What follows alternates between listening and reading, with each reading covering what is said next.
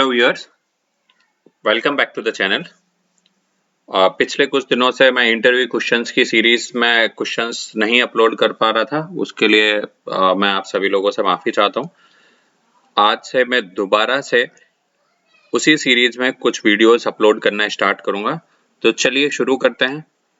तो सबसे पहला जो क्वेश्चन है वो अगर आपसे पूछा जा सकता है इंटरव्यू में कि व्हाट इज इलेक्ट्रिकल इंजीनियरिंग, आपने बीटेक इलेक्ट्रिकल इंजीनियरिंग से किया है या आपने डिप्लोमा इलेक्ट्रिकल इंजीनियरिंग में किया है, तो इलेक्ट्रिकल इंजीनियरिंग है क्या।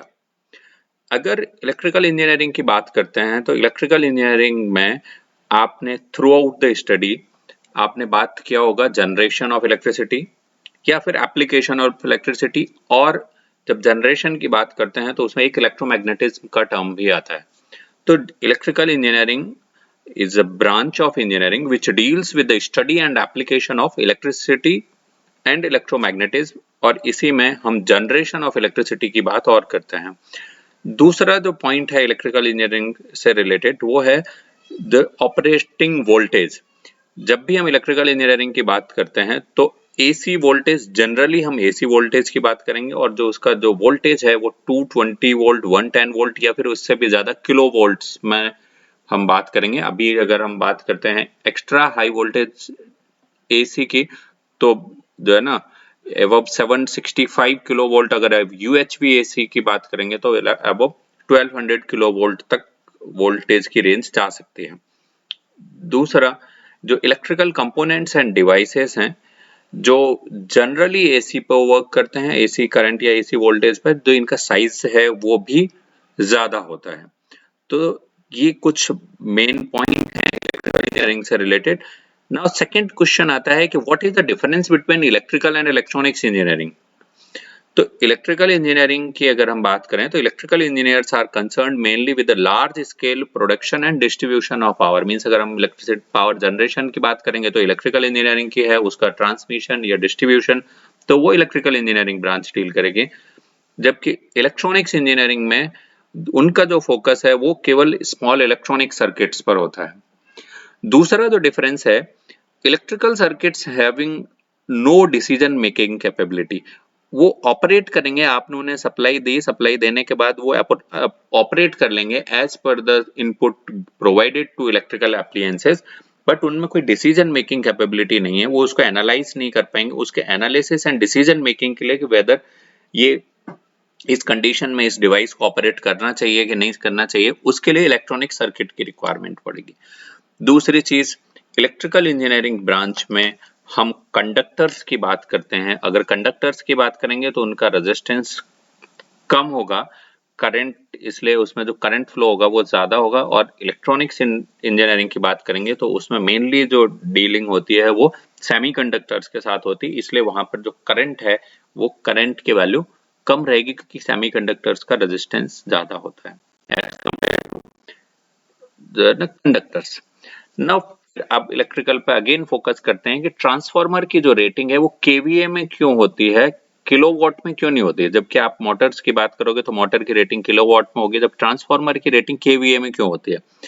तो जब आप ट्रांसफार्मर डिजाइन कर रहे होते हैं उस टाइम पर आपको लोड का टाइप नहीं पता कि लोड इंडक्टिव होगा, कैपेसिटिव होगा या फिर प्योर रेजिस्टिव होगा। तो जो आउटपुट है रियल पावर का, जो वो होगा, आउटपुट होता है VI cos phi, यानी voltage, current and power factor. जब पावर फैक्टर आपने डिसाइड नहीं कर रखा इनिशियली कि कौन से टाइप का लोड कनेक्ट होगा, तो आप उसकी जो रेटिंग है उसको आप किलोवाट में नहीं डिसाइड कर सकते। इसलिए जो ट्रांसफार्मर की रेटिंग है वो हम केवीए में या फिर VA में डिसाइड करते हैं initially at the time of designing. जो VA रेटिंग है इसका मतलब है कि transformer can provide X number of ampere at Y amount of voltage. इसका पावर फैक्टर से कोई लेना देना नहीं है। जिस टाइप का लोड आप कनेक्ट करोगे उसके अकॉर्डिंग आपको आउटपुट जो भी रियल पावर डिलीवर होगी वो मिल जाएगी। नाउ सेकंड क्वेश्चन है कि मोटर किलोवाट में रेट करते हैं, उसे केवीए में क्यों नहीं रेट करता है। तो जो ट्रांसफार्मर का पावर फैक्टर है वो लोड पर डिपेंड करता है, जबकि मोटर्स जो होती हैं they are having defined power factor, इसलिए जो मोटर की रेटिंग है वो किलोवाट में होगी, केवीए में नहीं होगी। सेकेंड पॉइंट है motor only consumes active power. Active power को कंज्यूम करके मैकेनिकल पावर के फॉर्मेट में कन्वर्ट कर देना है। जो मैकेनिकल पावर जो है ना, या तो हॉर्स पावर में या फिर किलोवाट में। तो इन पॉइंट्स की वजह से जो मोटर की रेटिंग है वो किलोवाट में होती है ना। दूसरा पॉइंट, दूसरा क्वेश्चन जो बैटरी से रिलेटेड, बैटरी की रेटिंग, जो बैटरी की रेटिंग होती है वो एम्पियर आवर में होती है, वोल्ट एम्पियर या फिर वॉट या किलोवाट में क्यों नहीं होती। तो जो बैटरी की जो प्रॉपर्टी है, battery converts chemical energy into electrical energy. तो जब केमिकल को इलेक्ट्रिकल में कन्वर्ट कर रहे हैं तो वो जो चार्ज स्टोर्ड होता है केमिकल्स में, वो उस एनर्जी को इलेक्ट्रिकल एनर्जी में कन्वर्ट कर रहे हैं। तो जो amount of current it can supply for a set time 10 ampere hour, जो कितना करंट कितने ड्यूरेशन के लिए वो सप्लाई कर सकता है, वो हो गया एक एम्पियर आवर। नेक्स्ट पॉइंट है कि बैटरी डीसी करंट सप्लाई करते हैं जिसमें कोई फेज नहीं होती, कोई फ्रीक्वेंसी नहीं होती, कोई पावर फैक्टर या फिर रिएक्टिव पावर का कोई कॉन्सेप्ट नहीं होता। तो इसलिए इसकी जो रेटिंग है इसको वोल्ट एम्पियर या किलोवाट में एक्सप्रेस करने की जरूरत ही नहीं, सिंपल एम्पियर आवर में जो है ना इसे एक्सप्रेस करते हैं कि कितने एम्पियर कितने आवर के लिए ये बैटरी डिलीवर कर सकती है। देन फिर नेक्स्ट क्वेश्चन है वो है वोल्टेज रेगुलेशन क्या होता है ट्रांसफार्मर का, और इसका सिग्निफिकेंस या फिर इसका इंपॉर्टेंस क्या है।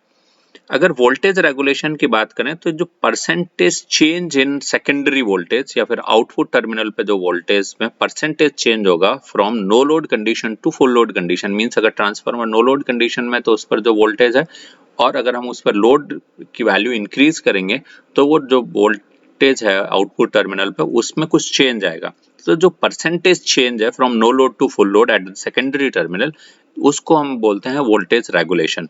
आइडियल कंडीशन की अगर हम बात करें तो नो लोड से फुल लोड तक कोई वोल्टेज में चेंज नहीं होना चाहिए, बट एक्चुअली ये जो वोल्टेज है ये पावर फैक्टर के साथ चेंज होता है। तो इसलिए जो है इसका जो इम्पोर्टेंस है कि ये voltage regulation provides the efficiency of transformer. ये आप वोल्टेज रेगुलेशन, जब हम इफिशियंसी कैलकुलेट करते हैं ट्रांसफार्मर की, तो उसमें वोल्टेज रेगुलेशन का एक इफेक्ट रहेगा, क्योंकि वोल्टेज रेगुलेशन की वजह से जो है जो ट्रांसफार्मर में जो सेकेंडरी का वोल्टेज है, सेकेंडरी साइड का, वो वोल्टेज आइडियल कंडीशन में चेंज सेकेंडरी टर्मिनल पे जीरो होना चाहिए, बट एक्चुअल कंडीशन में वो जीरो नहीं होता, कुछ वोल्टेज चेंज होता है। तो हम ये कह सकते हैं कि ये वोल्टेज अगर जो है ना वो चेंज ज्यादा हो रहा है तो कहेंगे वोल्टेज रेगुलेशन पुअर है, और अगर चेंज कम हो रहा है तो कहेंगे वोल्टेज रेगुलेशन।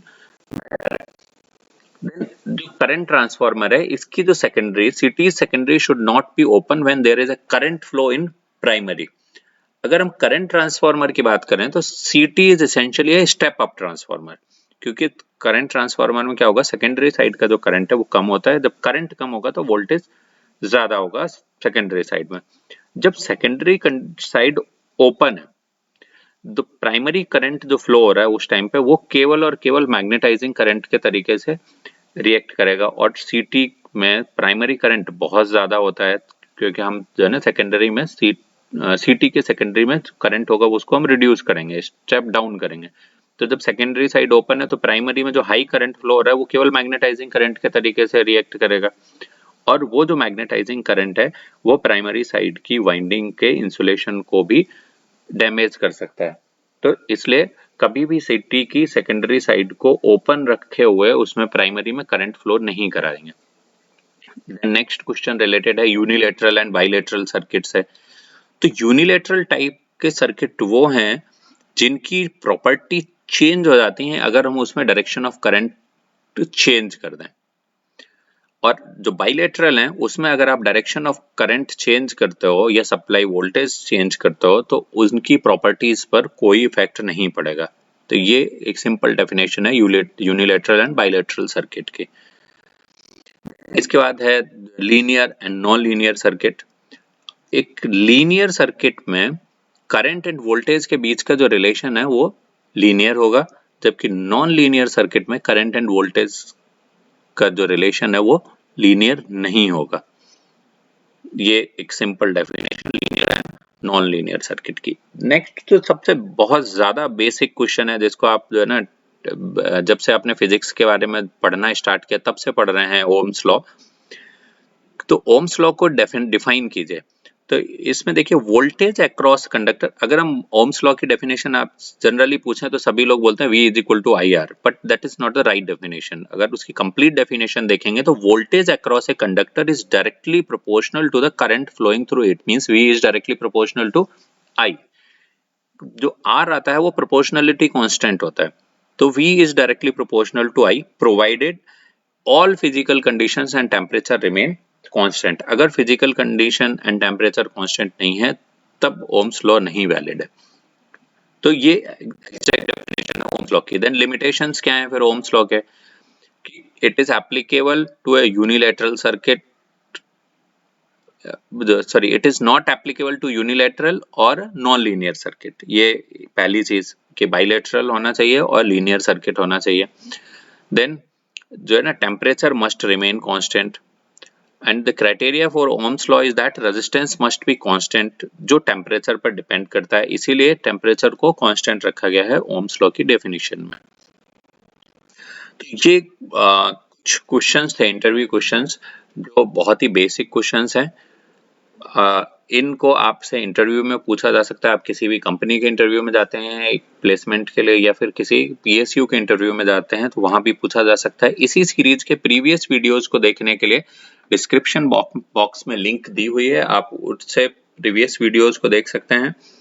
इसी टाइप के और वीडियोस को देखने के लिए चैनल से जुड़े रहिए। जुड़ने के लिए चैनल को सब्सक्राइब कीजिए। सब्सक्राइब करने के बाद बेल आइकन को प्रेस करना बिल्कुल मत भूलिए। और हाँ, इस टाइप के वीडियोस को अपने फ्रेंड सर्कल में जितना ज्यादा से ज्यादा हो सकता है शेयर कीजिए। Thanks for watching.